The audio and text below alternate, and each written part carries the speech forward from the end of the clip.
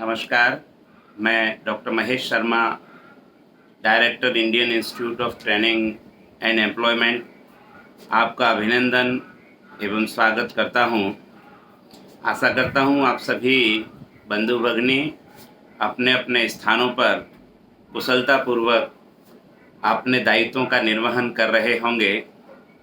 मित्रों, Indian institute of training and employment, जिसको सूक्ष्म रूप से हम प्रचलन की भाषा में IITE जयपुर के नाम से बोलते हैं, इसका पंजीयन 2022 जुलाई में जयपुर राजस्थान से हुआ और उद्देश्य था देश भर के सुदूर अंचलों में रहने वाले हमारे विद्यार्थी साथियों को इस प्रकार की ट्रेनिंग उपलब्ध कराना कि जिन ट्रेनिंगों के माध्यम से वे अपने अध्ययन को करते हुए साथ में ही कुछ ऐसे व्यवहारिक प्रशिक्षणों को प्राप्त कर लें जिन प्रशिक्षणों के माध्यम से उनकी योग्यता में वर्धन हो और योग्यता वर्धन के साथ साथ ही वे समाज जीवन में स्वयं को स्थापित करने के लिए उस योग्यता के माध्यम से कुछ जीविकोपार्जन भी कर सकें।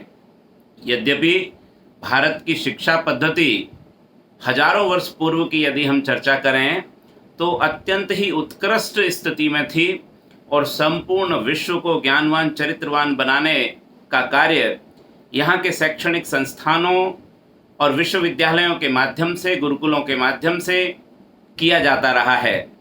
नालंदा और तक्षशिला, विक्रमशिला जैसे अनेक ख्यातिनाम विश्वविद्यालय संपूर्ण दुनिया के कोने से आने वाले विद्यार्थियों को अध्ययन के लिए एक सुयोग्य वातावरण और अवसर उपलब्ध कराते रहे हैं। परंतु कालांतर में विदेशी आक्रांताओं के आक्रमण के प्रभाव के कारण जब हमारे देश की सभ्यता और संस्कृति को नष्ट भ्रष्ट करने का प्रयास किया गया, उनसे गुरुकुल शिक्षा पद्धति एवं विश्वविद्यालय एवं अन्य शैक्षणिक संस्थान भी अछूते नहीं रहे। मित्रों, परिणाम यह हुआ कि मैकाले की शिक्षा पद्धति इस देश के शिक्षा तंत्र पर दुर्भाग्य से प्रभावी हो गई और काले अंग्रेज पैदा किए जाने लगे। पाठ्यक्रमों को सुनियोजित तरीके से इस प्रकार से बनाया गया कि वे केवल नौकरी प्राप्त करने के संस्थान मात्र बनकर रह गए। कोई विद्यार्थी अपनी स्कूल की पढ़ाई में, अपनी कॉलेज की पढ़ाई में व्यवहारिक ज्ञान से निरंतर दूर जाता रहा। हमारे देश के सामाजिक तंत्र का निर्माण जो हजारों वर्षों की सभ्यता संस्कृति के कारण जिस प्रकार से हुआ था, उस तंत्र में रोजगार प्राप्त होने की 100% संभावनाएं थीं। ग्रामीण क्षेत्र के परिवेश को देखें चाहे शहरी क्षेत्र के परिवेश को देखें, परंपरागत तौर पर यहाँ हजारों और लाखों प्रकार के व्यावसायिक पाठ्यक्रम बालक को जन्म से ही पारिवारिक परिदृश्य में देखने, सुनने, समझने, सीखने और करने को महसूस और उपलब्ध होते थे। एक उत्कृष्ट स्वनियंत्रित समाज की रचना यहाँ पर विकसित थी। ठठेरे का बेटा बर्तन बनाता था, ब्राह्मण का बेटा कर्मकांड के कार्यों में संलग्न रहता था, वणिक वर्ग से आने वाले बच्चे व्यावसायिक प्रतिष्ठानों पर बैठते थे। अनेक बंधु स्वरोजगार के अपने केंद्रों को अपने घर परिवार में विकसित होता हुआ अपनी आंखों के सामने देखते थे और सने सने परिवार के वरिष्ठ सदस्यों की मदद करते हुए उसमें उतने पारंगत हो जाते थे कि किसी अन्य क्षेत्र में उनको रोजगार और व्यवसाय की तरफ देखने की आवश्यकता भी महसूस नहीं होती थी। और कई पीढ़ियों से किए जाने वाले कार्यों के अभ्यास के कारण उसमें उनकी दक्षता भी उत्कृष्ट स्तर की होती थी। मित्रों, परंतु दुर्भाग्य से इस स्कूली शिक्षा पद्धति और कॉलेजी शिक्षा पद्धति के विकृत पाठ्यक्रम ने यहाँ पर काले अंग्रेज पैदा किए। इस शिक्षा पद्धति ने पिछले 70-80 वर्षों में जो योजनाबद्ध तरीके से पाठ्यक्रम पढ़ाए हैं, उनमें तोड़ मरोड़ की है, उनको छोटा बड़ा किया है, उनको कमज़ोर किया है। उसका परिणाम यह है कि ना तो आज की पीढ़ी में नैतिकता दिखाई दे रही है, ना संस्कार दिखाई दे रहे हैं और ना ही वह शिक्षा रोजगारोपरक दिखाई दे रही है। महज 2 से 3% विद्यार्थियों की यह शिक्षा, जिसमें उस बालक ने अपने जीवन की तरुणाई लगाई है, अपनी यौवन अवस्था लगाई है, उसके परिजनों ने बहुत बड़ा धन उस शिक्षा व्यवस्था को अर्जित कराने में लगाया है, अपने जीवन की गाढ़े कमाई को फीस के रूप में और अन्य खर्चों के रूप में अपने बालकों को देकर येन केन प्रकारेण उसकी डिग्री, उसकी पढ़ाई, उसका पाठ्यक्रम पूरा कराया है। क्योंकि समाज में यह व्यवस्था तो बहुत वर्षों पूर्व थी कि शिक्षा ही हमारे व्यक्तित्व का प्रतिबिंब होती है, परंतु यह शिक्षा नहीं मित्रों, यह तो केवल डिग्री मात्र बनकर रह गई। परंतु भाव वही रहा कि एक पढ़े लिखे विद्यार्थी को, एक डिग्रीधारी विद्यार्थी को समाज में सम्मान अधिक मिलेगा, प्रतिष्ठा अधिक मिलेगी, उसकी सोच अधिक विकसित होगी, उसके आय के संसाधन, रोजगार के संसाधन और नौकरियों की संभावना भी अधिक होगी, यह माना जाता रहा। किंचित यह सत्य भी है कि जो व्यक्ति साधारण रूप से जितने अधिक पुस्तकों के अध्ययन से होकर गुजरता है, उसकी मौलिकता, उसकी सोच, उसके विचार, उसका स्वभाव उतना ही विकसित होता जाता है। जितने श्रेष्ठ गुरुजनों के संपर्क में वह रहता है, उसके व्यक्तित्व के विकास की संभावनाएं उतनी बढ़ती जाती हैं।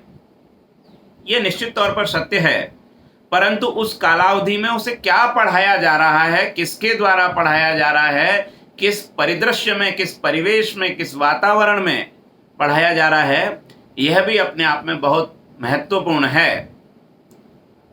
एक ही समय में, एक ही कक्षा में, एक ही संस्थान के द्वारा, एक ही शिक्षक के द्वारा समान परिवेश में पढ़ाई जाने वाली वस्तुएं भी जो सामने बैठे विद्यार्थी हैं उनमें अलग अलग प्रकार का प्रभाव डालती हैं। कुछ उनमें से मेरिट में आते हैं, कुछ अच्छा प्रदर्शन करते हैं, कुछ आंकिक दृष्टि से देखें तो अच्छे अंक लाकर अच्छा प्रदर्शन करते हैं, कुछ औसत से कमज़ोर और कुछ बहुत न्यून प्रदर्शन करते हैं। यह एक स्वाभाविक प्रक्रिया है। बहुत अच्छे अंक लाने वाले विद्यार्थी, कई बार ऐसा भी कहा जाता है कि वे विद्यार्थी बुकवर्म होते हैं, तोता रटंत की तरह रट लेते हैं। व्यवहारिक ज्ञान की यद्यपि उनमें कमी होती होगी, परंतु फिर भी प्रतियोगी परीक्षाओं का प्रकार जो है उसमें उनके चयन की संभावना बढ़ जाती है, क्योंकि उनकी लर्निंग स्पीड अच्छी है और उन प्रतियोगी परीक्षाओं में स्थान प्राप्त करके वे राजकीय सेवाओं को प्राप्त कर लेते हैं और अपने जीवन के प्रति, अपने जीवन की आजीविका के प्रति आश्वस्त हो जाते हैं मित्रों। परंतु मैं समाज के औसत दर्जे के विद्यार्थियों के चरित्र का परिदृश्य यदि आपके सामने रखूं, तो भारत जैसे विशाल देश में, राजस्थान जैसे विशाल भौगोलिक क्षेत्र के राज्य में, सुदूर ग्रामीण अंचलों में आज भी जिन संसाधनों की अपेक्षा है, जिस इंफ्रास्ट्रक्चर की अपेक्षा है, शिक्षकों की जिस व्यवहारिक ट्रेनिंग की अपेक्षा है, जिस व्यवहारिक पाठ्यक्रम की अपेक्षा है, वह हमारी आवश्यकता से कोसों दूर है। और यह जो अंतराल है, यही अंतराल हमें बेरोजगार बनाता है। हम में से अनेक विद्यार्थी हमारे संपर्क में होंगे कि जिन्होंने उच्चतर शिक्षा भी प्राप्त कर ली है। किसी ने ग्रेजुएशन कर लिया है, किसी ने पोस्ट ग्रेजुएशन कर लिया है, किसी ने बीएड कर ली है, एमएड कर ली है, MPhil, PhD, engineering, pharmacy, nursing, और उसके बाद भी वे एक सम्मानजनक रोजगार की तलाश में हैं। उनको आज भी वह रोजगार उपलब्ध नहीं हो पा रहा है जिसकी उनको आवश्यकता और इच्छा है, जिसके सपने उन्होंने अध्ययन करते समय देखे होंगे, उनके अभिभावकों ने देखे होंगे। न जाने कितने परिवारों ने उस शिक्षा को दिलाने के लिए अपने घर, मकान, जमीन, प्रॉपर्टियों को गिरवी रखा होगा, बेचा होगा, एजुकेशन लोन लिया होगा, और उस सब के बावजूद भी दुनिया की व्यवहारिक प्रतियोगिता में ऐसे सैकड़ों, हजारों, लाखों, करोड़ों विद्यार्थी उस दौड़ में पीछे रह गए होंगे मित्रों। हर माँ बाप, हर परिवार, हर अभिभावक अपनी उपलब्धतम परिस्थितियों में अपने बच्चों को सर्वश्रेष्ठ देने का प्रयास करता है। वह एक समय का भोजन कम कर लेगा, अपनी दैनंदिन नित्य उपयोगी अन्य आवश्यकताओं में कटौती कर लेगा, परिवार के अन्य सुख संसाधनों में कटौती कर लेगा, परंतु शिक्षा के महत्व को स्मरण रखते हुए वह प्रयास करता है कि अपने बालक बालिकाओं को यथा योग्य, यथा सामर्थ्य और सामर्थ्य से परे जाकर भी खर्च करते हुए उनको अध्ययन की व्यवस्था सुनिश्चित करे। यद्यपि शिक्षा, स्वास्थ्य और सुरक्षा, ये तीन नैतिक जिम्मेदारियां राज की होती हैं, सरकार की होती हैं। प्राचीन कालावधि में भी राजा के जिम्मे ये तीनों काम आते थे। एक स्वस्थ, श्रेष्ठ, दुनिया का महानतम लोकतंत्र होने के बावजूद भी आज लगभग देश का प्रत्येक नागरिक इन तीनों मूलभूत आवश्यकताओं में राज्य की जिम्मेदारियों से वंचित है मित्रों। सुरक्षा भी उसके स्वयं के जिम्मे है। जो तंत्र विकसित है उस तंत्र में वह पूर्ण रूप से आश्वस्त होकर सुरक्षित होगा, यह कह पाना मुझे नहीं लगता कि आज के परिदृश्य में एकदम ठीक है। हम किसी सरकार, किसी राजनीतिक दल या किसी व्यवस्था का क्रिटिसिज्म नहीं कर रहे हैं, परंतु जो यथार्थ है उसको खुली आंखों से देखना और समाज के बीच में कहना, यह एक जिम्मेदार नागरिक का मूल कर्तव्य है। स्वास्थ्य की दृष्टि से देखें तो अनेकों केंद्र और राज्य सरकारों ने बहुचित प्रयास भी किए हैं, उसके बावजूद भी देश के कोने कोने में बेहतर मेडिकल सुविधाएं उपलब्ध कराने के नाम पर बहुत बहुत बड़े हॉस्पिटल्स, कहीं कहीं तो जहां जमीन बेचकर इलाज कर पाना ही संभव हो पाता है, ऐसे अत्याधुनिक कहलाने वाले संस्थान सैकड़ों, हजारों, लाखों की संख्या में खड़े हैं। विद्यालय और महाविद्यालयों के नाम पर भी आज करोड़ों रुपए की फीस ली जा रही और दी जा रही है। जो संस्थान ट्रस्टों के द्वारा और समितियों के द्वारा संचालित होने चाहिए और होते भी हैं, जो समाज के नैतिक दायित्वों के निर्वहन के घटक होने चाहिए, उन संस्थानों में हमारी नीतिगत नीतियों के कारण आज व्यापार के केंद्र बन गए हैं। यहां तक भी होता तो कोई अपराध नहीं है, परंतु क्या कोई सुनिश्चितता है कि हजारों, लाखों और करोड़ों रुपए खर्च करवा लेने के बाद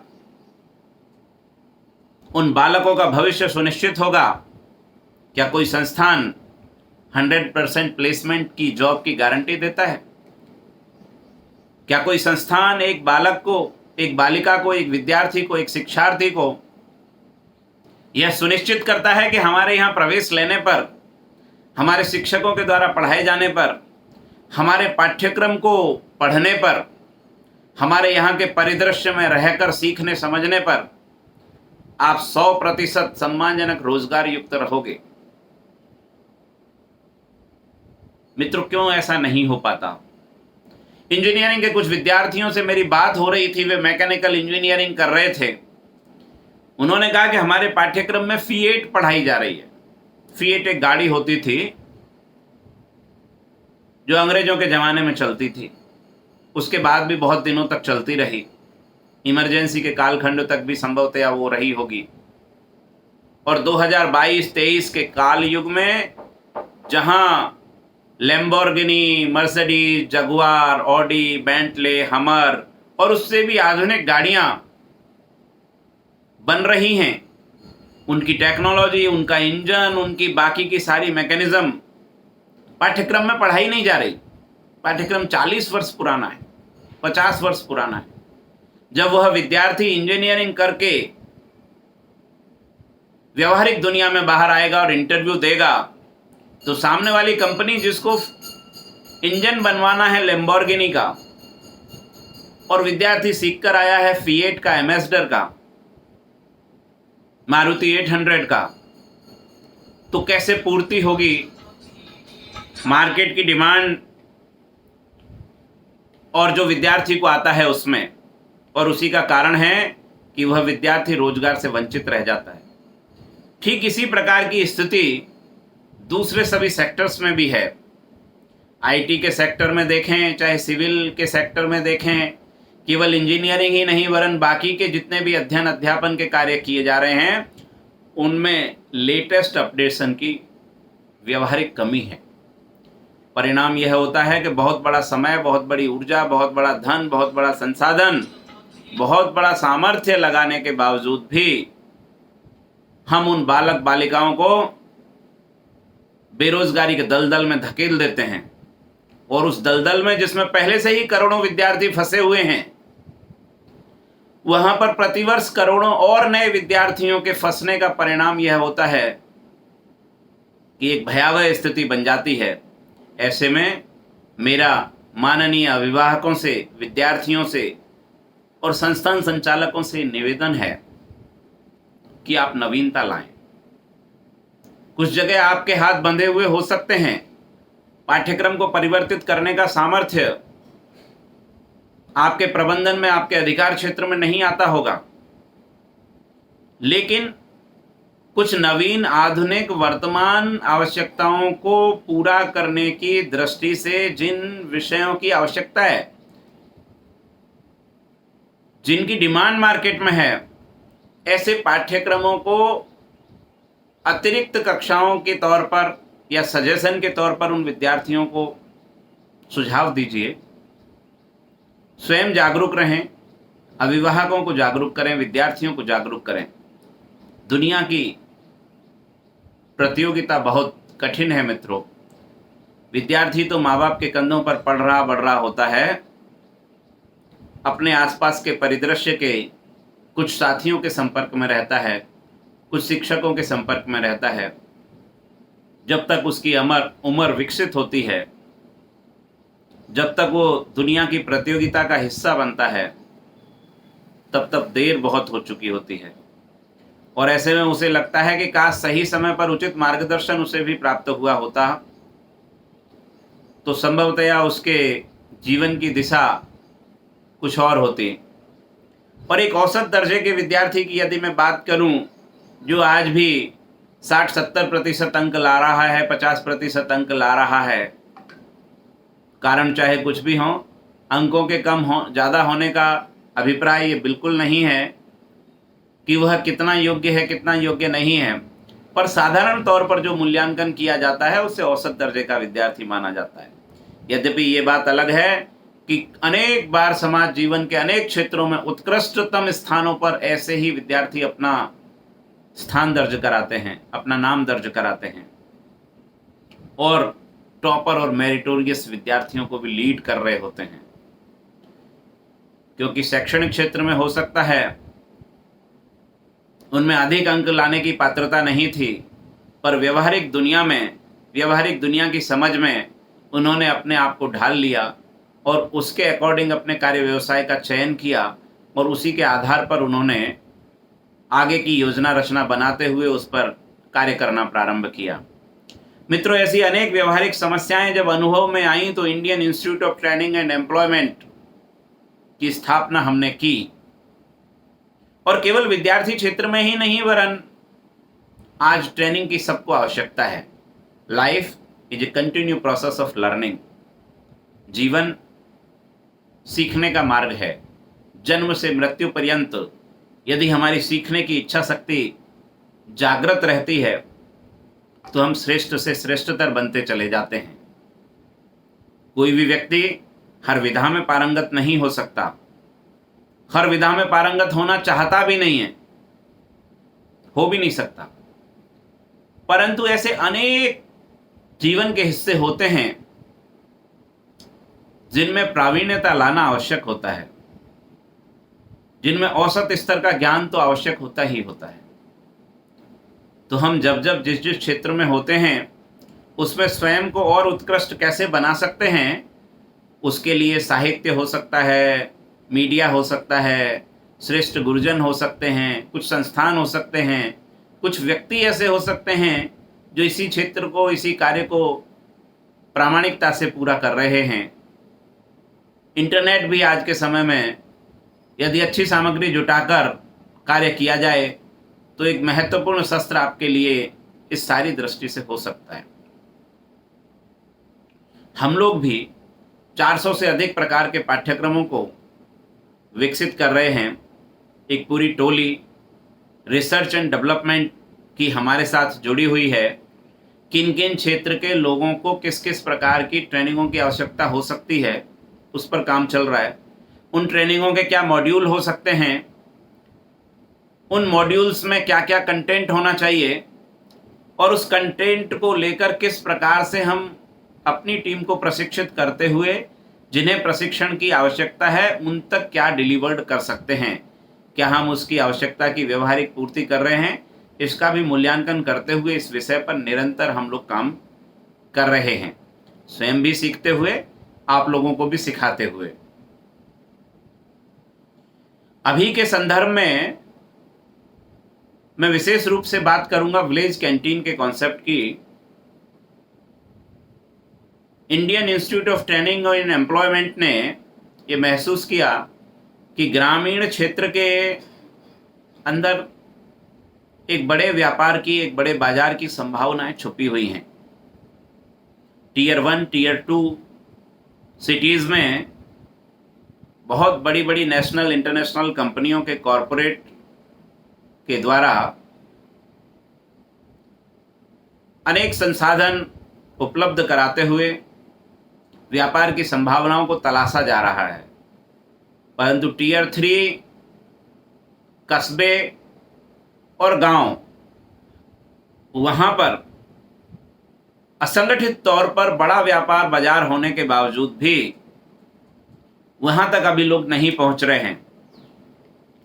ग्राहकों की कम संख्या, खरीदने का कम सामर्थ्य, वहाँ की मनोवृत्ति, उस क्षेत्र का वातावरण, वहाँ की साइकोलॉजी और बहुत सारे ऐसे घटक हो सकते हैं कि जिन सबके कारण यातायात के संसाधनों का अभाव, अच्छी सड़कों का अभाव, अच्छे इंफ्रास्ट्रक्चर का अभाव और बहुत सारी चीज़ें हैं जिसके कारण आज भी ग्रामीण क्षेत्र का एक बड़ा बाजार, ग्रामीण क्षेत्र के रहने वाले लोग बहुत प्रकार की उन वस्तुओं से वंचित हैं जो उन्हें मिलनी चाहिए थी। IIT के माध्यम से हम लोग विलेज कैंटीन देश की प्रत्येक ग्राम पंचायत तक एक खोल पाएं, ऐसा लक्ष्य हमने लिया है। और प्रारंभिक तौर पर राजस्थान को एक मॉडल स्टेट के रूप में लेते हुए इस कार्य को राजस्थान में सघनता से और शेष राज्यों में जहां जैसी हमें उपलब्धता हो पाएगी उसके हिसाब से इस कार्य को हम लोग प्रारंभ कर रहे हैं। उस विलेज कैंटीन में नित्य उपयोग की अनेक वस्तुएं सस्ती और कम मूल्य पर उपलब्ध होंगी, गुणवत्तापूर्ण होंगी, और जितनी वस्तुओं की ग्रामीण क्षेत्रों में आवश्यकता होती है, होनी चाहिए, जिसके लिए उनकी निर्भरता साधारण तौर पर शहरों में होती है। सामान्यतया जो वस्तुएं आज तक ग्रामीण क्षेत्रों में उपलब्ध नहीं होती या बहुत कठिनता से उपलब्ध होती हैं या अधिक मूल्य पर उपलब्ध होती हैं, उन वस्तुओं को उपलब्ध कराने का संकल्प हम लोगों ने लिया है। आप सभी हमारे साथ इस ट्रेनिंग में हैं। यह इस बात का संकेत करता है कि आपने हमारे कॉन्सेप्ट को, हमारे विषय को सुना है। हमारे कुछ वीडियो भी आपने हो सकता है देखे हों जिनमें और विस्तृत तौर पर इस कॉन्सेप्ट की जानकारी दी है। इस ट्रेनिंग के सेशन में आप लोग 7 दिन तक अलग अलग विषयों के बारे में आपको जानकारी दी जाएगी। और 7 दिन के पश्चात आपका कार्य प्रारंभ होगा। जो आपको सिखाया जाएगा उसको यदि आप मन से करते हैं तो मेरा विश्वास है कि आपका आत्मविश्वास भी बढ़ेगा, आपका ज्ञान भी बढ़ेगा, आपका कॉन्फिडेंस बढ़ेगा, आपका बॉडी लैंग्वेज में सुधार होगा, आपके कम्युनिकेशन स्किल में सुधार होगा। 2500 रुपये का भुगतान जो आपने प्रारंभिक तौर पर इस ट्रेनिंग के लिए किया है, इस ट्रेनिंग की पूर्णता पर आपको अनुभव होगा कि यह तो एक सांकेतिक राशि मात्र है।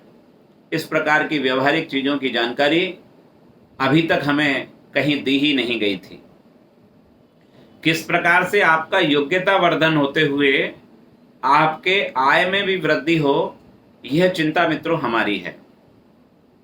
एक ट्रेनिंग इंस्टीट्यूट के तौर पर एक इंस्टीट्यूशन और उसके संचालकों की जिम्मेदारी होती है कि अपने ट्रेनीज को, अपने स्टूडेंट्स को वो कम कालावधि में बेहतर से बेहतर कंटेंट दे पाएं जो उसकी कार्यक्षमता में विकास करे। इस विलेज कैंटीन के कॉन्सेप्ट की समस्त जानकारी आपको आगामी 7 दिनों की इस पूरी ट्रेनिंग की प्रक्रिया में दी जाएगी, ताकि जब आप अपने काम पर रहें तो आपसे पूछे जाने वाले किसी भी प्रश्न का उत्तर आपके पास हो। जो प्रश्न व्यवहारिक तौर पर आपके काम करते समय आपको तकलीफ दे सकते हैं, आपके पास जानकारी के अभाव में उनका उत्तर नहीं होगा।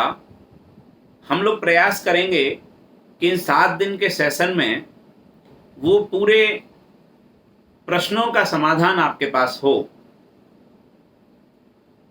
इसलिए इन वीडियोस को आप स्किप करके ना देखें, उसको पूरा देखें। और कोई बात अगर एक बार में समझ में नहीं आ रही तो दोबारा देखें, तिबारा देखें।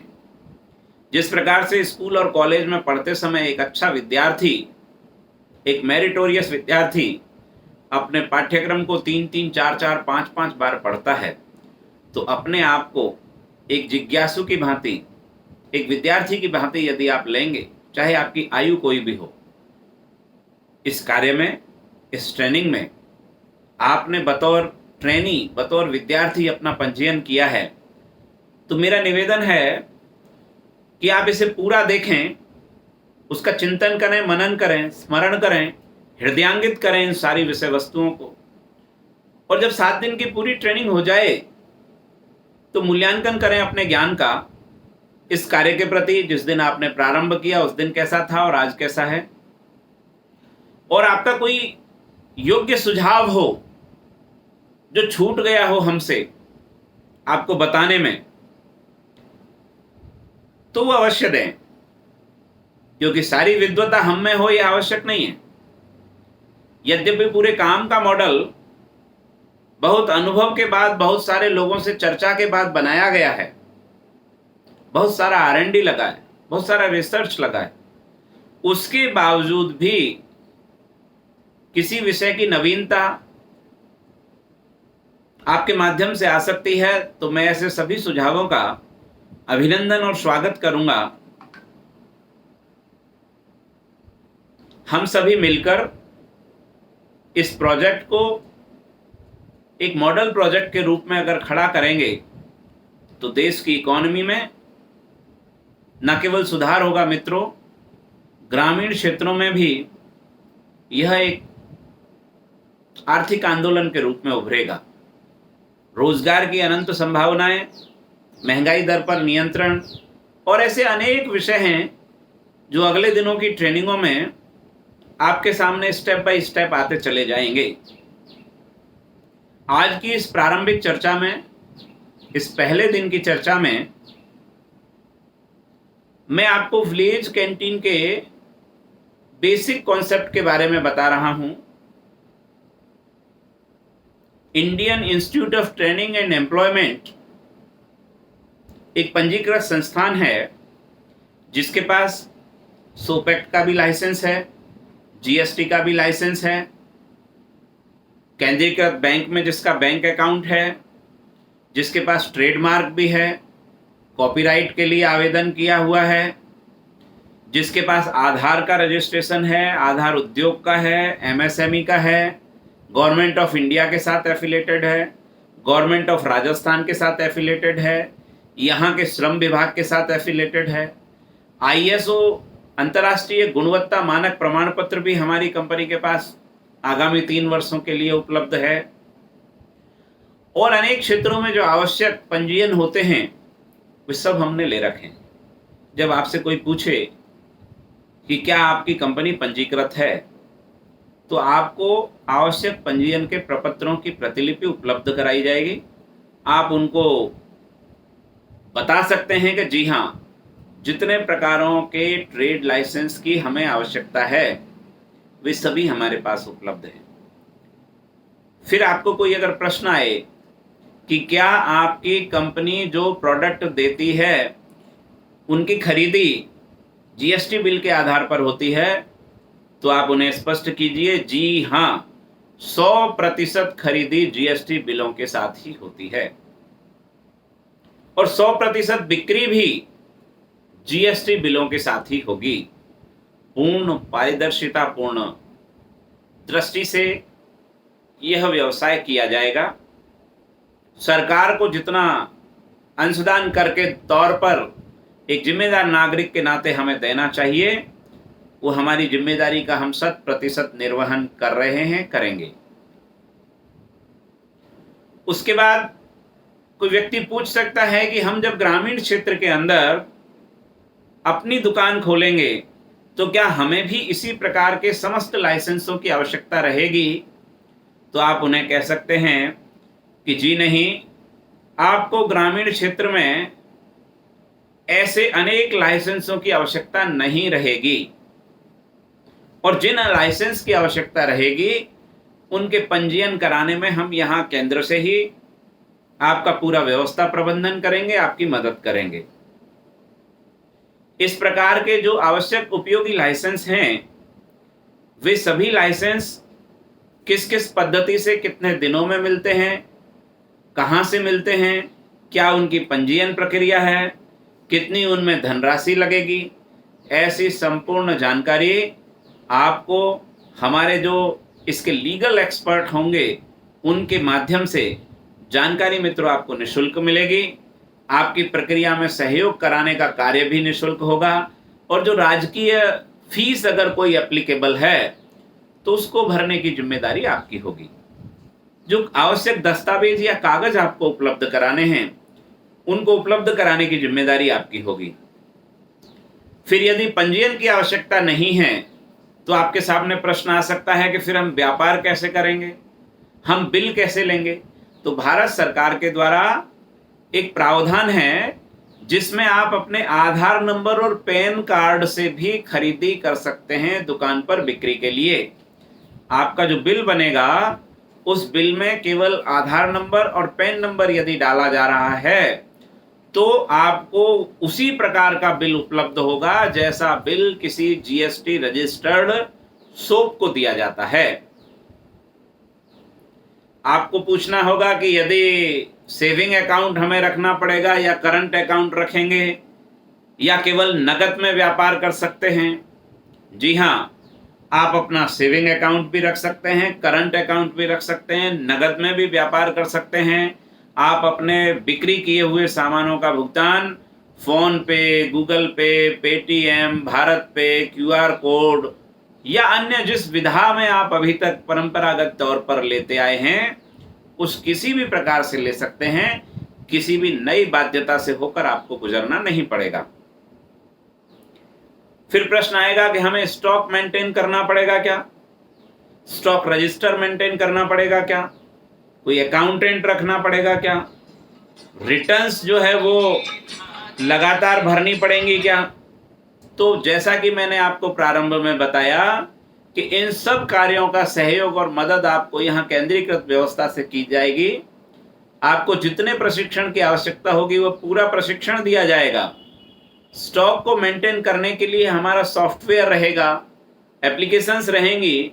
उन सॉफ्टवेयर और एप्लीकेशंस की मदद से आपको पूरी आपकी जो दुकान है उसको किस प्रकार से व्यवस्थित किया जा सकता है वैसा आपको 100% प्रशिक्षण दिया जाएगा और उसमें आपको ये सारा प्रशिक्षण सहायक होगा। इसके बाद बात आएगी कि इसके खरीदने की सामान की प्रक्रिया क्या रहेगी, पैसा एडवांस देना पड़ेगा या सामान आने पर दिया जाएगा। तो मित्रों, आपको जो एप्लीकेशन दी जाएगी, जो सॉफ्टवेयर दिया जाएगा, उसके अलावा आपके टेलीग्राम के चैनल्स हम विकसित करेंगे, व्हाट्सएप ग्रुप विकसित करेंगे, कस्टमर केयर हेल्पलाइन नंबर दिया जाएगा। उन सारे नंबरों पर आप कॉल करके, आप यानी दुकानदार जिसने कैंटीन खोली है हमारे माध्यम से या आपके माध्यम से, वो ऑर्डर फॉर्म भरेंगे, ऑर्डर समरी बनेगी, आपका बिल बनेगा, आपको एक एस्टिमेटेड बिल व्हाट्सएप किया जाएगा। उसके बाद आप भुगतान करेंगे और भुगतान के बाद यहां से माल डिस्पैच किया जाएगा। जिन स्थानों पर सीधे कोरियर की व्यवस्था है, वहां पर वो माल ऑल इंडिया में संभवतः तहसील मुख्यालयों तक वो पहुंचाने की व्यवस्था हमारी ओर से फ्री ऑफ कॉस्ट रहेगी, या ऑर्डर छोटा है तो नॉमिनल कॉस्ट पर रहेगी। और वहां से आपको सामान पिक करना होगा, या हमारी जो मास्टर फ्रेंचाइजीज डेवलप होंगी उनके माध्यम से आप तक पहुंचाया जाएगा। भविष्य में ट्रांसपोर्टेशन का नेटवर्क विकसित होने के बाद संपूर्ण सामान आपकी दुकान पर पहुंचाया जा सके, इस बात का प्रयास कंपनी के माध्यम से किया जाएगा। यदि आप स्वाभाविक तौर पर तहसील या जिला मुख्यालय पर या निकटतम डिलीवरी पॉइंट्स तक सामान्य रूप से आ सकने की स्थिति में रहते हैं, तो आप वहां पर आकर सीधे भी अपनी मनपसंद का माल मनपसंद की क्वांटिटी में खरीद कर ले जा सकते हैं। फिर मित्रों, जब आप फ्रेंचाइजी खुलवाने वाले लोगों को अपने व्यवसाय के बारे में जानकारी देंगे तो वो आपसे पूछ सकते हैं कि एक बार में न्यूनतम कितना सामान खरीदना कंपलसरी है। तो ऐसी कोई बाध्यता हमारे यहां नहीं है। 1 रुपए का भी सामान आप खरीदेंगे तो हमें कोई तकलीफ नहीं है। ये आपको देखना है कि आपके यहां पर कितनी वैरायटी आप रखेंगे ताकि आपकी बिक्री बढ़े, ताकि आपका आय जो है उसका अनुपात बढ़े। जितना अधिक वैरायटी, जितना अधिक सामान आप रखेंगे और जितनी अच्छी मार्केटिंग आप करेंगे, उतना ही आपके लाभांश का अनुपात बढ़ता जाएगा। फिर कुछ लोग पूछ सकते हैं कि यदि हमने यह कॉन्सेप्ट आगे जाके बंद कर दिया तो हमने जो फ्रेंचाइजी की फीस दी है, क्या वो रिफंडेबल है? तो जब आपका पूरा मन बन जाएगा, कोई भी व्यक्ति और विशेष तौर पर ग्रामीण क्षेत्र में रहने वाला व्यक्ति अपनी फ्रेंचाइजी फीस के 2 लाख रुपए यूं ही नहीं देगा मित्रों। जब वो हमारे से, हमारे कार्य से, हमारे कॉन्सेप्ट से 100% संतुष्ट होगा तो ही वो फ्रेंचाइजी फीस देगा। वो भी स्मार्ट है, होना भी चाहिए। लेकिन उसके बावजूद भी आप में और हम में, यानी दुकानदार में और कंपनी में MOU साइन होगा, जिसे मेमोरेंडम ऑफ अंडरस्टैंडिंग बोलते हैं। इस MOU के माध्यम से आपके और हमारे हितों की सुनिश्चितता रहेगी, ताकि भविष्य में आपके द्वारा इन्वेस्ट किए हुए धन का कोई दुरुपयोग नहीं हो और आपको जो हमने सुविधा उपलब्ध कराई है, ब्रांड उपलब्ध कराया है, नाम उपलब्ध कराया है, कम मूल्य पर वो जो सामान उपलब्ध कराया है, उसकी जो हमारी ब्रांड वैल्यू है, उसको आप किसी प्रकार का नुकसान ना पहुंचाएं। ऐसा एक अनुबंध की समस्त शर्तों के साथ आपको फ्रेंचाइजी देते समय सुनाया जाएगा, पढ़कर, लिखकर दिया जाएगा और नोटराइज्ड स्टाम्प पर एग्रीमेंट होते हुए एक कॉपी आपको और एक कॉपी हमको ये दी जाएगी। भविष्य में आपकी और हमारी जिम्मेदारियों का सारा लेखा जोखा उस MOU के अंतर्गत होगा। प्रश्न आपके सामने आ सकता है कि ये जो 2 लाख रुपए फ्रेंचाइजी फीस के दिए जा रहे हैं, ये रिफंडेबल हैं क्या? तो आप सीधे तौर पर उन्हें बताइए, ये किसी भी स्थिति में ना रिफंडेबल है ना ट्रांसफरेबल है। जिसका पूरी तरह से मन बन गया हो, जो 100% आश्वस्त हो इस बात को लेकर कि वो हमारे साथ मिलकर व्यापार करने के लिए तैयार है, वही हमारी फ्रेंचाइजी ले, वही 2 लाख रुपए का भुगतान करे। यह राशि किसी भी स्थिति में रिफंडेबल नहीं होगी, क्योंकि बहुत बड़ी ऊर्जा, बहुत बड़ा मैकेनिज्म इस काम को डेवलप करने में लग रहा है और लगेगा। और कोई केवल अपने मन या अपनी परिस्थिति के कारण अपने निर्णय को बदल ले और उसके कारण कंपनी का कार्य प्रभावित हो, तो ये मित्रों हमारी जिम्मेदारी नहीं है। इसलिए हम पहले ही दिन से स्पष्ट कहकर चल रहे हैं कि जो 100% आश्वस्त हो इस कार्य को करने के प्रति, वही व्यक्ति हमारे साथ जुड़े।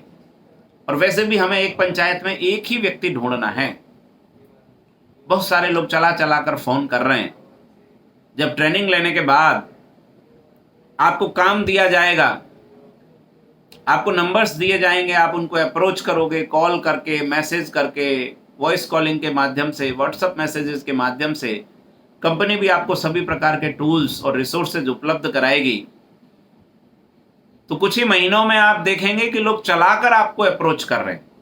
अभी हो सकता है प्रारंभ में आपको अप्रोच करना पड़े, क्योंकि आपको भी किसी भी काम में एक्सपर्ट होने में, पारंगत होने में कुछ महीने का समय लग सकता है। उस कालावधि में बस आपको अपना धैर्य सुनिश्चित रखना है और सीखने की वृत्ति जागृत रखनी है। शेष कार्य ईश्वर अपने आप करेंगे। सारा सिस्टम आपको तैयार करेगा इन सारी परिस्थितियों से मुकाबला करने के लिए। फिर कुछ लोगों का प्रश्न आपके सामने आएगा कि ये जो विलेज कैंटीन खोली जा रही है, इसका फर्नीचर कितना लगेगा, कौन बनवाएगा, क्या कोई स्पेसिफिक होगा, पूरे देश में एक ही पैटर्न की दुकानें विकसित होंगी क्या? तो मित्रों, चूंकि यह ग्रामीण क्षेत्र की फ्रेंचाइजी है, सामान्यतया शहरी क्षेत्रों में खोले जाने वाले फ्रेंचाइजी का outer model, inner model, theme एक जैसी होती है। भविष्य में कालांतर में हम भी प्रयास करेंगे कि वह अच्छी और एक जैसी बने, परंतु केवल एक जैसी और अच्छी बनाने के लिए बहुत बड़ा इन्वेस्टमेंट आपका करवा दिया जाए, जिसकी व्यापारिक प्रतिपूर्ति आपके वहां से होने में समय लगे, तो हमारा कॉन्सेप्ट कमजोर पड़ जाएगा। इसलिए प्रारंभ में हमने ये छूट दी है कि आपके पास जो फर्नीचर उपलब्ध है, या जितना फर्नीचर आप मेंटेन कर सकते हैं, या जितना आपको अपनी कैंटीन में सामान रखने के लिए आवश्यक है, उतने फर्नीचर का प्रबंधन आप अपने हिसाब से कर लीजिए। हमारी टोली आपको उसमें, हमारे इंटीरियर डिजाइनर्स, हमारे एक्सपर्ट, हमारे सेल्स और मार्केटिंग के लोग आपको उसमें मदद करेंगे, और आपके कैपेसिटी के रिसोर्सेज में ही आपका यह कैंटीन प्रारंभ हो जाए, यह प्रयास किया जाएगा। कुछ लोगों का प्रश्न आएगा कि साइज क्या चाहिए दुकान का। जितना बड़ा हो उतना अच्छा है, जितना प्राइम लोकेशन पर हो उतना अच्छा है, लेकिन ना उपलब्ध होने की स्थिति में आपके पास जो भी उपलब्ध है आप वहां से प्रारंभ कर सकते हैं, अपने घर से भी। जी हाँ, जैसे मैंने कई बार कहा है, हमारे फौजी भाई 50-50, 100-100 किलोमीटर दूर अपनी कैंटीन से सामान केवल इस विश्वास में खरीद कर ला रहे हैं कि वहाँ का सामान गुणवत्तापूर्ण है, अच्छा है, जीएसटी फ्री है, कम मूल्य वाला है। यदि आपका सामान भी अच्छा है, गुणवत्तापूर्ण है, बाजार मूल्य से आकर्षक मूल्य पर है, अच्छी स्कीम्स के साथ है, आपका व्यवहार अच्छा है, उस सामान की प्रामाणिकता है, तो फिर कितनी प्राइम लोकेशन पर है या कितनी अंदर की लोकेशन पर है, इसका बहुत ज़्यादा प्रभाव प्रारंभिक तौर पर नहीं पड़ेगा।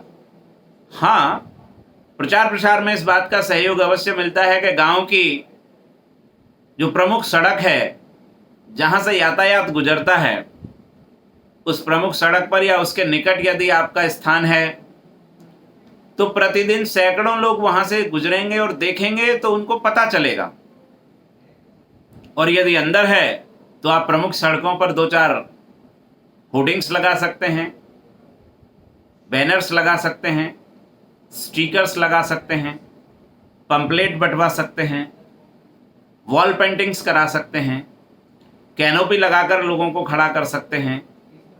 बहुत प्रकार हैं प्रचार के, उस पर अगले दिन की ट्रेनिंग में हम चर्चा करने वाले हैं। फिर प्रश्न आएगा कि कर्मचारी कितने चाहिए। कंपनी की कोई बाध्यता नहीं है, आप स्वयं अपना समय दें, सर्वश्रेष्ठ है, सर्वोत्तम है। क्योंकि जितनी टीस, जितनी जिम्मेदारी, जितनी इच्छा शक्ति आपकी स्वयं की आपके व्यापार के प्रति होगी मित्रों, उतनी परिवार के अन्य सदस्यों की भी हो या कर्मचारियों की हो, यह कतई आवश्यक नहीं है। पर चूंकि ग्रामीण क्षेत्र में हम संयुक्त परिवारों में रहते हैं तो कार्य विभाजन कर सकते हैं।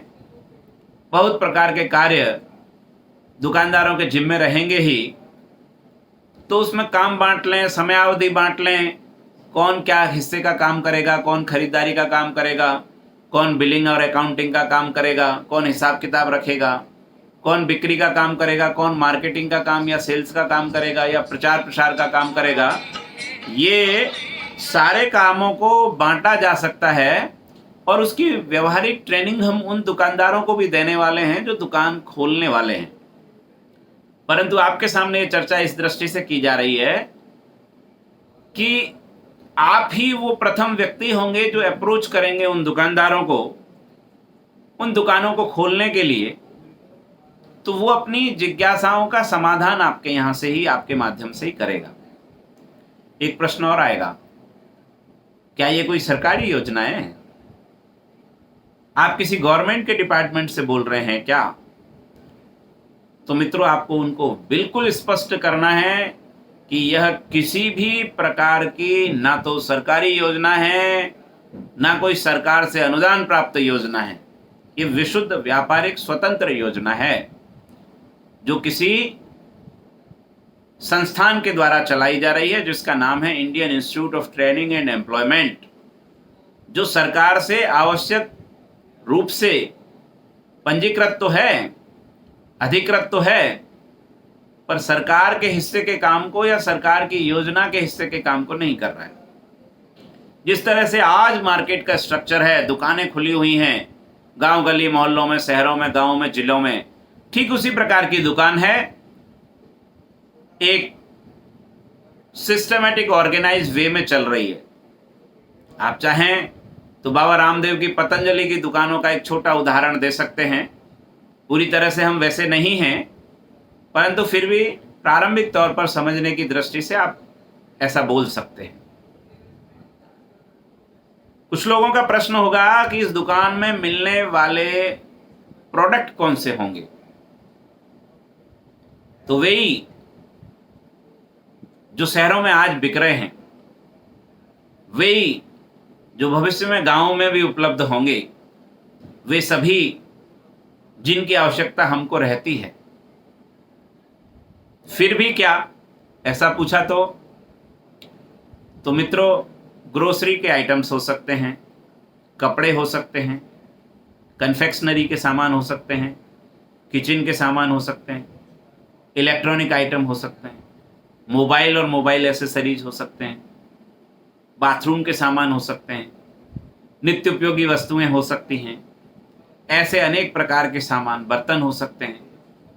किसी ने पूछा दवाइयां भी हो सकती हैं क्या? जी हाँ मित्रों, यदि आपके पास अलग से कोई दुकान की व्यवस्था है, यदि आपके परिवार में किसी ने डी फार्मा बी फार्मा कर रखा है, या आपके संपर्क में कोई ऐसा व्यक्ति आपके साथ व्यापार करने को तैयार है जो फार्मेसी में ट्रेंड है, जिसको लाइसेंस मिल सकता है, तो दवाइयाँ भी उपलब्ध होंगी। और बहुत सारी जेनरिक दवाइयाँ तो 80%, 90% के डिस्काउंट पर उपलब्ध होंगी। बहुत सारी दवाइयाँ ग्राहकों को 80% डिस्काउंट पर उपलब्ध होंगी। खाद बीज भी हो सकते हैं क्या? जी हाँ मित्रों, उसके लाइसेंस की भी एक प्रक्रिया है। जैसे राजस्थान में ग्रेजुएशन में जिसके पास केमिस्ट्री है या एग्रीकल्चर है, वो व्यक्ति खाद बीज की दुकान खोल सकता है।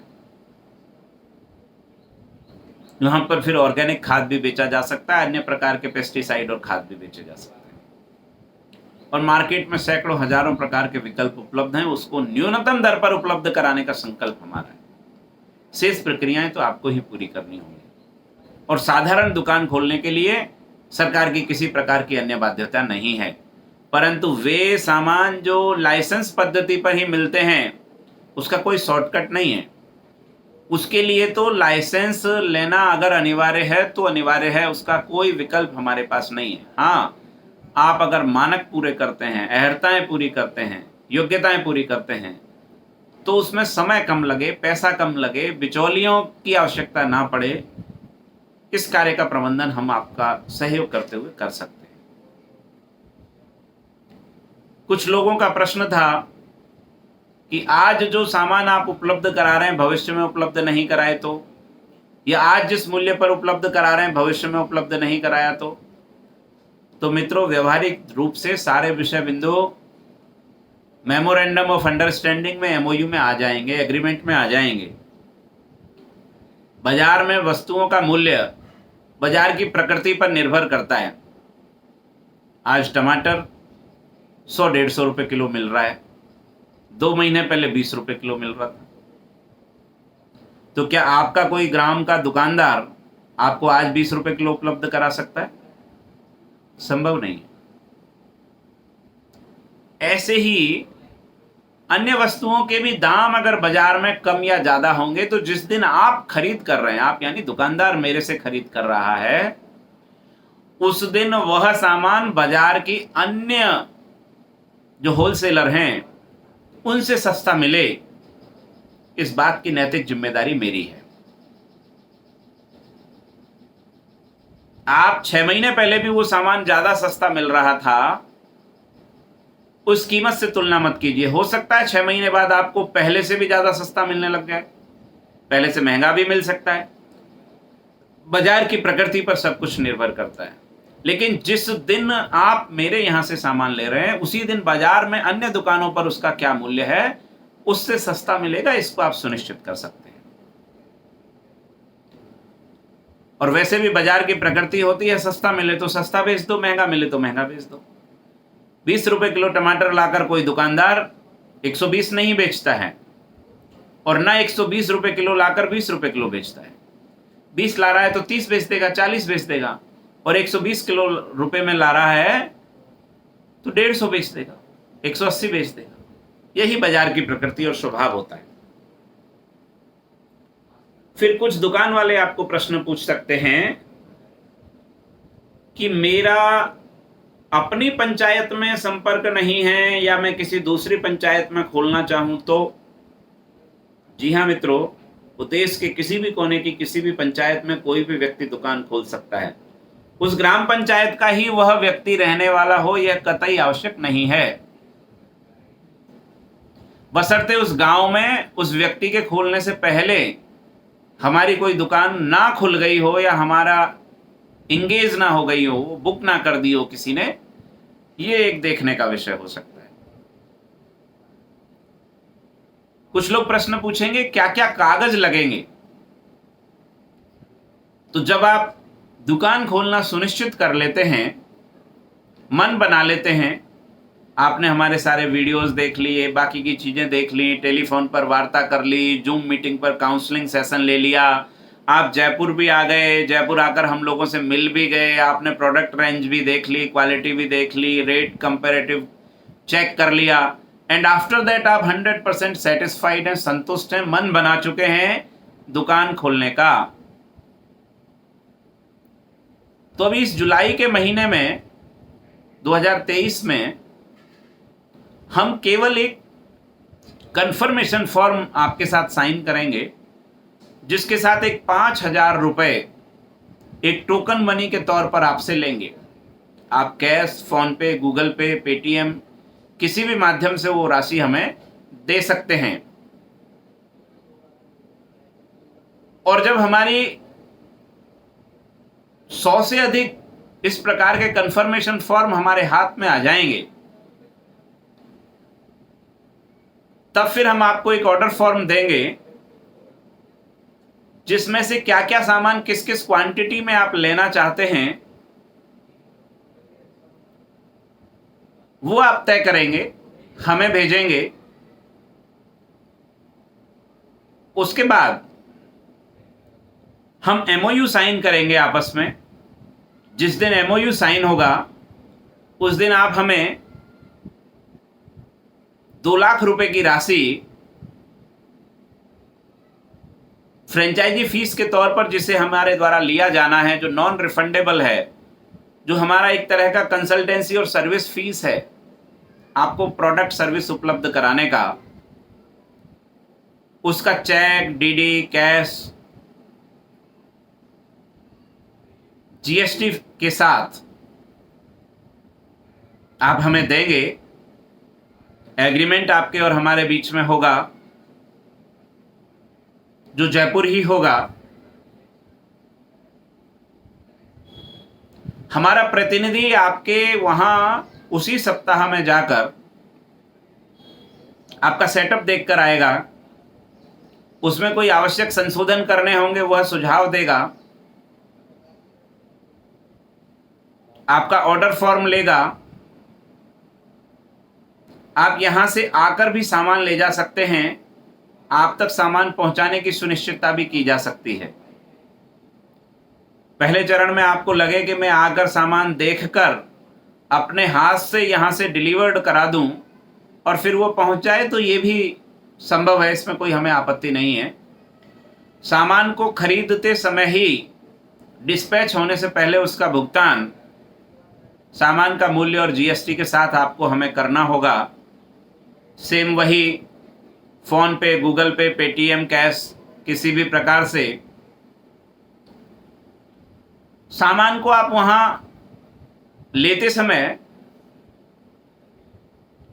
वीडियो रिकॉर्डिंग के साथ खोलें, ताकि अगर आपका कोई ऐसा क्लेम है कि ये सामान मुझे कम मिला है, नहीं मिला है, गुणवत्तापूर्ण नहीं मिला है, खराब मिला है, तो वो आप अपनी बात हम तक कह पाएं। हम प्रयास करेंगे कि पहले लॉट में हमारा प्रतिनिधि सामान के साथ पहुंचे, ताकि प्रत्येक प्रोडक्ट को आपको सुनिश्चित कराकर हैंडओवर कर सके, किसी प्रकार की समस्या इसमें नहीं रहे, ये हम भी सुनिश्चित करेंगे। क्योंकि आपके और हमारे जो प्रारंभिक तौर पर रिलेशन बनेंगे, वे ही मित्रों स्थायी होंगे और वे ही दूरगामी होंगे और वे ही पारस्परिक एक दूसरे के ऊपर किए जाने वाले विश्वास को सुदृढ़ करेंगे। वहाँ उसका डिस्प्ले कैसा होगा उसकी चिंता भी वो प्रतिनिधि कर लेगा। फिर एक दिन तय करके आप अपनी दुकान का उद्घाटन रखिए। हम प्रयास करेंगे वहाँ आसपास के आपके क्षेत्र में जो विशिष्ट लोग हैं, सामाजिक क्षेत्र के संतगण, राजनीतिक क्षेत्र के, व्यापारिक क्षेत्र के व्यक्ति, उनको आप भी आमंत्रित करें और हमारा भी जो संपर्क क्षेत्र है उसके हिसाब से हम आमंत्रित करेंगे। गांव के पूरे क्षेत्र में पीले चावल बांटकर आप प्रत्येक गांव के व्यक्ति तक आमंत्रित कीजिए कि अब आपके गांव में भी ऐसी विलेज कैंटीन खुल गई है कि जिस पर अच्छा, सस्ता, सुंदर, टिकाऊ सामान जो शहरों में मिलता था वो मिलेगा। उस उद्घाटन में हमारे यहाँ से भी कोई केंद्रीय प्रतिनिधि पूरे विषय की जानकारी देने के लिए वक्ता के नाते वहाँ पहुँचेगा। क्या क्या स्कीम्स होंगी, क्या क्या कॉम्बो होंगे, क्या क्या लोगों को उसका बेनिफिट होगा, किस खरीदारी पर क्या गिफ्ट मिलेगा, और उसी दिन हम सुनिश्चित करें कि 1-2 लाख रुपए की बिक्री या बिक्री का ऑर्डर आपके पास आ जाए। जो सामान आपकी दुकान में नहीं है उसका भी आप ऑर्डर ले सकते हैं। हम आपको इस प्रकार के ऑर्डर फॉर्म देंगे। ऐसे भव्य कार्यक्रम के साथ, भव्य कार्यक्रम के आगाज के साथ, संत गणों की उपस्थिति में जब आपकी दुकान प्रारंभ होगी तो पहले ही दिन उसका प्रचार प्रसार हो जाएगा। प्रचार प्रसार की शेष जानकारी अगले दिनों के वीडियो में आपको दी जाएगी। आज प्रारंभिक तौर पर किस प्रकार के प्रश्न और जिज्ञासा एक दुकान खोलने वाले व्यक्ति के मन में रहती हैं, वे मैंने आप लोगों के बीच में रखी हैं। कोई व्यक्ति ये पूछ सकता है कि जो सामान मैंने लिया है वह सामान यदि नहीं चल रहा है तो क्या वो रिफंड हो सकता है? तो मित्रों, वैसे तो आप अपना ऑर्डर फॉर्म सोच समझकर बनाएं।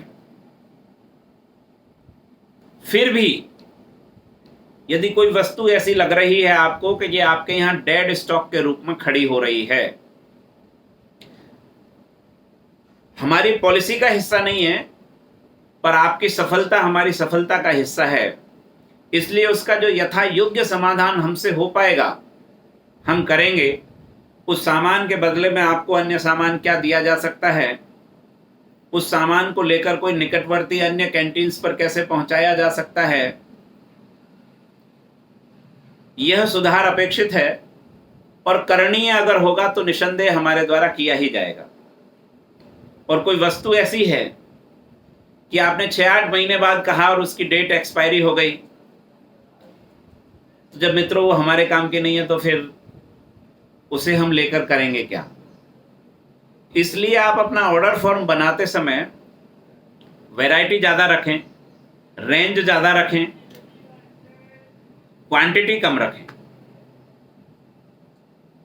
जितनी ज़्यादा वैरायटी होगी, जितने प्रकार होंगे सामान के, उतने आपको ग्राहकों के सामने रखने की सुविधा रहेगी। और जितने अधिक प्रकार होते हैं उतना ग्राहक जल्दी निर्णय ले पाता है। तो 5-5, 7-7 वैरायटी अगर आप चीज़ों की रखेंगे तो मुझे लगता है उनके खराब होने की संभावना कम रहेगी, उनकी बिक्री की संभावना बढ़ेगी, आपका मार्जिन का अनुपात बढ़ेगा। कुछ लोगों के मन में यह प्रश्न होगा कि दुकान के कुछ टाइमिंग्स निर्धारित होंगे क्या? जैसे गवर्नमेंट सर्विस में कोई जगह 7 बजे से 1 बजे तक का टाइम होता है, कहीं 9 से 5 का टाइम होता है, कहीं 10 से 4 का टाइम होता है। तो ऐसा कुछ नहीं है। आपके अपने गांव के क्षेत्र की प्रकृति आपको क्या कहती है उसके अकॉर्डिंग आप समय रखिए। आपकी अपनी दुकान है, आप अपनी दुकान के मालिक हैं।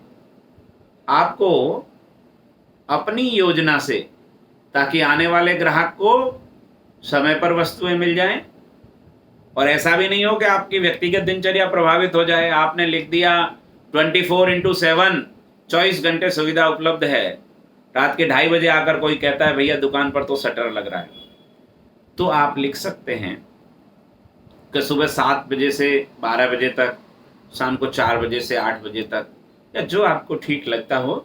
ये निर्णय आपके अकॉर्डिंग है। कुछ लोग कहेंगे कि वीकली ऑफ रहेगा क्या, तो ये निर्णय भी आपको करना है कि आप वीकली ऑफ रखेंगे कि क्वार्टरली ऑफ रखेंगे कि मंथली ऑफ रखेंगे कि नहीं रखेंगे।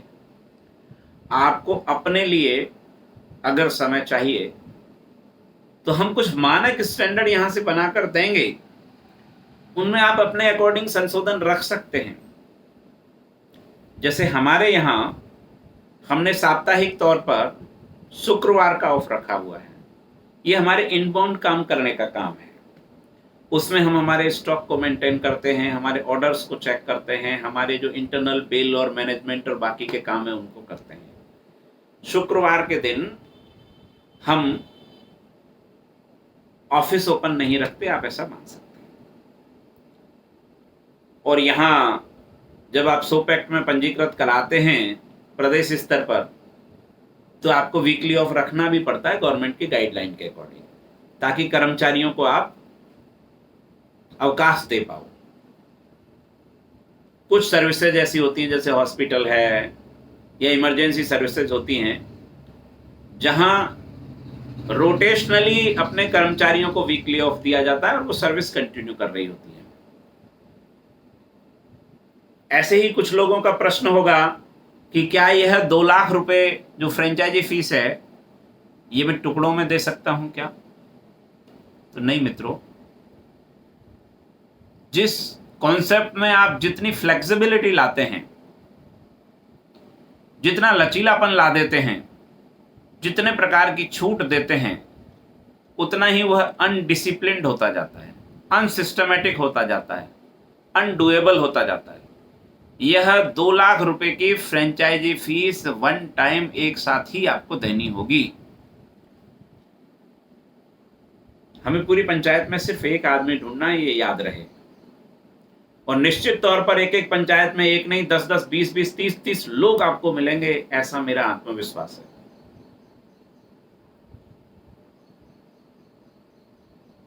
सिस्टम तो मेंटेन करना ही पड़ेगा ना। तो वो 2 लाख रुपए की राशि वन टाइम ही देनी है। एक और प्रश्न आएगा, सर मैं 3 दुकान खोलना चाहता हूं, 3 दुकान खोलकर क्या मैं 2 लाख रुपए की फ्रेंचाइजी फीस से ही तीनों खोल सकता हूं? नहीं, आप एक पंचायत में एक ही दुकान खोल सकते हैं जिसके लिए आपको 2 लाख रुपए का भुगतान देना है। यदि आप उसी पंचायत में कोई दूसरी दुकान खोलना चाहते हैं तो वो छोटी दुकान होगी, उसकी फ्रेंचाइजी का भी आपको हमें 50,000 रुपए देना है। और यदि आप दूसरी पंचायत में कोई दुकान खोलना चाहते हैं तो वहां की फ्रेंचाइजी का 2 लाख या 50,000, जो भी आप जिस रेंज की दुकान खोलना चाहते हैं वो आप खोल सकते हैं। लेकिन फ्रेंचाइजी फीस के भुगतान के बाद जो नियम कायदे कानून देश भर की बाकी की फ्रेंचाइजीज पर होंगे वो आपके द्वारा खोली गई ब्रांचेस पर भी होंगे। इंडिविजुअली आप अपनी मर्जी से, अपनी स्वेच्छा से कोई ब्रांच नहीं खोल सकते। कोई कहे चोरी छुपे खोल ले, दूसरे नाम से खोल ले, तो पता चलने पर कार्रवाई होगी। क्या कार्रवाई होगी? ये एमओयू की शर्तों का अगर आप उल्लंघन करेंगे तो आपका लाइसेंस निरस्त भी किया जा सकता है। आप व्यवहारिक, करणीय और नियम युक्त काम ही करें, ऐसा मेरा सबसे अभी भी और भविष्य में निवेदन रहेगा। आपको अपनी आय बढ़ानी है, आपके पास लोग हैं, टीम है, रिसोर्सेज हैं, तो आप सिस्टम से चलिए। अनसिस्टमेटिक चलने से आपको सदैव तनाव रहेगा, ना सपोर्ट मिलेगी, ना बाकी कुछ रहेगा। कुछ लोगों का प्रश्न है कि क्या मेरे गांव में भविष्य में आप दूसरी फ्रेंचाइजी भी खोल दोगे क्या? जी हाँ, 1 बड़ी, 5 छोटी और 20 सबसे छोटी, ये एक पंचायत के लिए कॉन्सेप्ट है। 1 बड़ी आपकी ही रहेगी, उसके बाद नहीं खुलेगी जब तक आप चला रहे हैं। आपने सरेंडर कर दिया तो हम स्वतंत्र हैं। सरेंडर का मतलब है कि फ्रेंचाइजी फीस वापस नहीं होगी। आपने कह दिया कि मैं ये दुकान चलाने में स्थिति में नहीं हूं, बहुत सारे कारण हो सकते हैं। आपकी गवर्नमेंट सर्विस लग जाए, आप कहीं शहर में आ जाएं, कोई कैजुअलिटी में मिसहैपनिंग हो जाए, अन्य कोई भी कारण। ऐसी अवधि में आपकी सहमति से ही दूसरी फ्रेंचाइजी कभी भविष्य में अगर खुलने की संभावना बनेगी तो खुलेगी, लेकिन उसके आय के किसी भी हिस्से पर आपका अधिकार नहीं होगा। हाँ, जो छोटी फ्रेंचाइजी हैं उनको जिस मूल्य पर सामान दिया जाएगा और आपको जिस मूल्य पर सामान दिया जा रहा था, उनका जो अंतर है वो लाभांश आपको मिलेगा। सारे सिस्टम और सॉफ्टवेयर से उसकी ट्रैकिंग रहेगी, जिसको आप कभी भी घर बैठे भी चेक कर सकते हैं। क्योंकि हमारे यहाँ से जो बिलिंग होगी, वो अनबिलिंग तरीके से कोई भी प्रोडक्ट यहाँ से डिस्पैच नहीं होने वाला है। तो अगर वो छोटी दुकानें खुलती भी हैं तो वे आपको ही लाभ देंगी, और मुझे लगता है कि साल 1.5 साल बाद आपको 25-30 हज़ार रुपये की एक मासिक सुनिश्चित आय उन छोटी दुकानों के माध्यम से भी हो जाए, ऐसा हमारा लक्ष्य है। अनेक और प्रश्न भी हो सकते हैं जो मेरे सामने ना आए हों, और जब आप लोग कॉलिंग करेंगे, फील्ड में जाएंगे, संपर्क करेंगे, आपके रिश्तेदार आपको पूछेंगे, आपके परिचित आपको पूछेंगे, तो उसमें से निकल कर आ सकते हैं। अगले दिनों की ट्रेनिंग सेशन में जिज्ञासा समाधान के समय आप मेरे से वो प्रश्न रख सकते हैं, पूछ सकते हैं। जितने अधिक प्रश्न आपके सामने आएंगे, उतना ही उनका श्रेष्ठ समाधान निकलेगा। अंत में आज मैं सिर्फ इतना कहना चाहूँगा कि एक अच्छे शिक्षार्थी के नाते, एक अच्छे विद्यार्थी के नाते इस ट्रेनिंग को लेते हुए जो 7वें 8वें दिन आपको काम दिया जाएगा, उसको कैसे उत्कृष्टतापूर्ण तरीके से करना है, यह ही आपके सफलता का एकमात्र मापदंड होगा। और आप हमारे साथ काम करते हुए आगामी 2 से 3 वर्षों में किस प्रकार 50,000 से 1 लाख रुपए मासिक की एक निश्चित आय तक पहुंच सकते हैं, हमारी संकल्प में सिद्धि तभी प्राप्त होगी जब आप पूर्ण मनोयोग के साथ, पूर्ण सामर्थ्य के साथ लगेंगे, पूरी इच्छा शक्ति के साथ लगेंगे। आपका बहुत अधिक समय हम लोग नहीं लेंगे, लेकिन किसी भी कार्य को करने में आपकी खुद की इच्छा शक्ति ही सबसे बड़ा घटक होती है। तो आज मैं यही कहूँगा मित्रों कि एक ईमानदार ट्रेनिंग लेते हुए, ईमानदार कार्य करते हुए हमको आगे बढ़ना है। अभी कोई जल्दबाजी नहीं करनी है, किसी से संपर्क नहीं करना है, किसी को ज़्यादा नहीं बताना है, क्योंकि अभी आपका ज्ञान अधूरा है। और आप अगर बताते हैं तो मुझे कोई आपत्ति नहीं है, लेकिन आप उनके सभी समस्याओं का समाधान का हिस्सा नहीं बन पाएंगे। आपको लगता है कि मैं चर्चा प्रारंभ कर दूं और फिर कोई प्रश्न आए तो आपसे पूछ लूं, तो मुझे बिल्कुल भी तकलीफ नहीं है, आप कर सकते हैं। आने वाले दिनों में हम बताएंगे कि आपको क्या क्या करना है, कैसे करना है। आज जो हमने बताया है, ये बताया है कि जो दुकान खोलेंगे लोग, वो क्या क्या प्रश्न पूछते हैं, क्या क्या जिज्ञासाएं उनकी रहती हैं या रह सकती हैं, जो चूँकि आप ही उनको अप्रोच करेंगे, कॉल करेंगे, संपर्क करेंगे, कुछ फ़िल्टर्ड डेटा हम देंगे, तो उनके द्वारा पूछे जाने वाले प्रश्नों का जवाब आपके पास हो। आप इन जवाबों के लिए, इस वीडियो के आधे से ज़्यादा हिस्से में मैंने इन प्रश्नों के जवाब दिए हैं, तो उस पूरे 40-45 मिनट के सेशन को 2 बार 3 बार सुन लें। जब आप 2-3 बार सुनेंगे तो आपको उनके प्रश्नों के उत्तर स्वाभाविक तौर पर आ जाएंगे और आप उनको सीधे जवाब देने की स्थिति में रहेंगे। जितनी ज़्यादा बार आप सुनेंगे, जितनी ज़्यादा बार आप जवाब देंगे, उतनी आपको प्रावीण्यता आएगी, कौशलता आएगी, उत्कृष्टता आएगी आपके काम को करने में। तो कल हम फिर मिलेंगे इसी प्रकार की चर्चा के साथ, इसी प्रकार के उत्साह और आनंद और उमंग के साथ। तब तक के लिए धन्यवाद। वंदे मातरम। भारत माता की जय। आशा करता हूँ आप स्वस्थ और प्रसन्न रहेंगे। जय श्री राम।